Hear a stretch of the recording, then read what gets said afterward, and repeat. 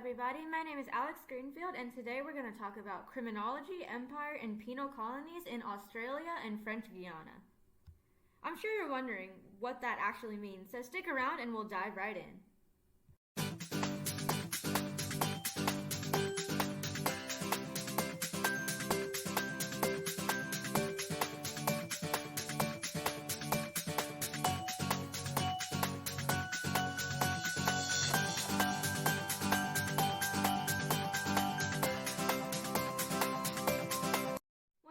A handful of people what the first thing they thought about when I asked them about criminals and penal colonies in the land down under in French Guiana, I mostly got this answer: nothing.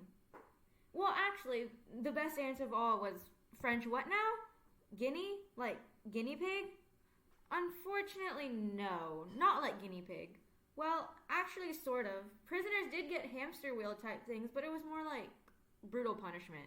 But we'll get to that later. So let's back it up to the very beginning.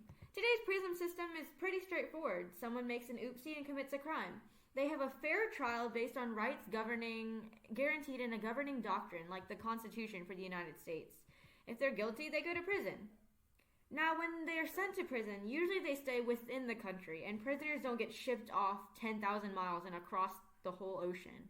But believe it or not, it was not always like this in history.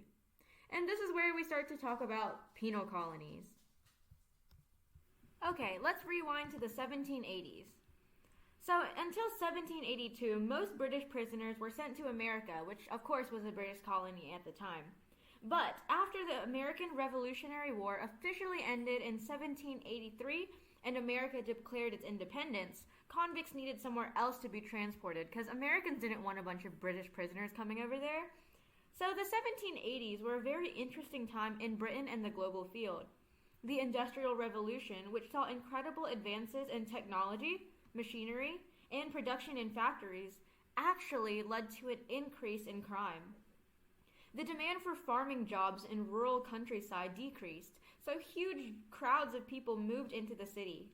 However, job competition was high, and soon there were hugely overpopulated cities and very high unemployment rates, which led to an increase in petty crime.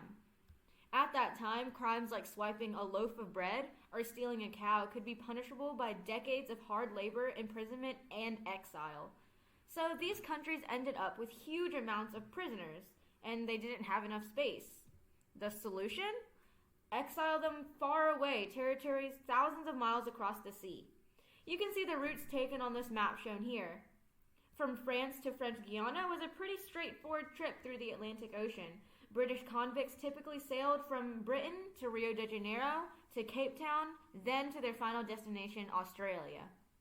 Thanks to explorers and progressive ships and navigations, new colonial settlements in Australia and French Guiana could officially begin. There were good and bad things about this decision. The first of the good things included globalization. By creating settlements across the sea, it spread religion, food, culture, and a variety of people to new places.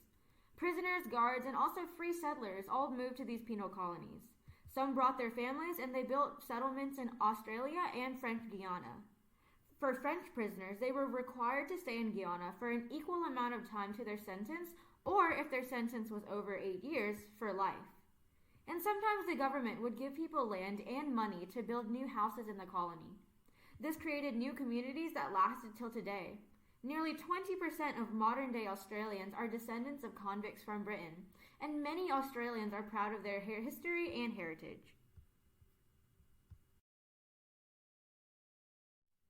Moving on, the next good thing that happened because of penal colonies was a blend of cultures. Settlers and prisoners practiced Catholicism and Christianity, so there was a spread to indigenous peoples in the region too. There were also more men than women convicts, so when men finished their sentence and tried to settle in and have a family, many of them built families with indigenous people because of the lack of native women.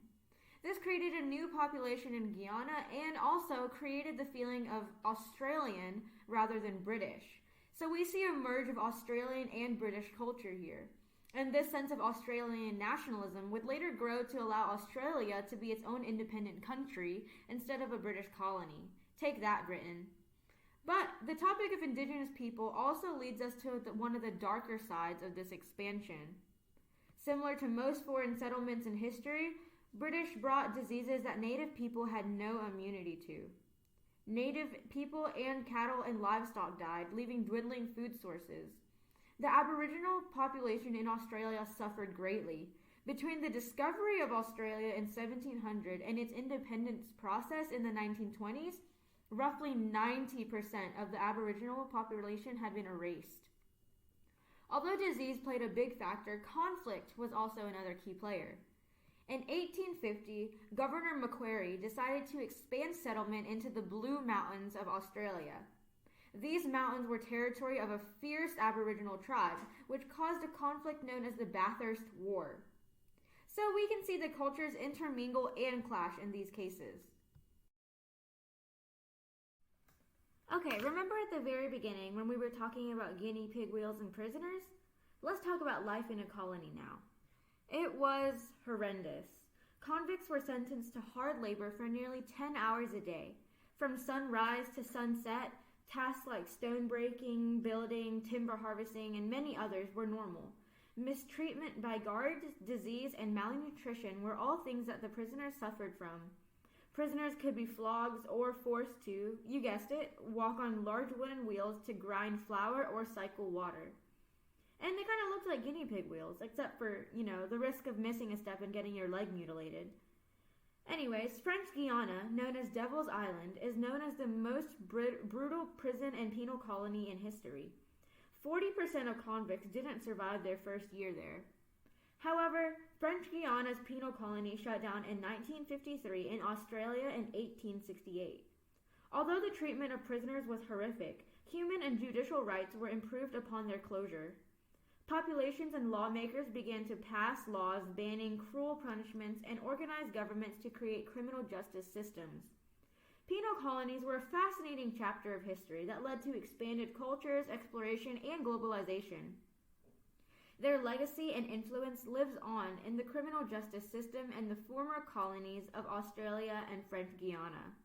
I hope you enjoyed the video. Stay curious and keep exploring.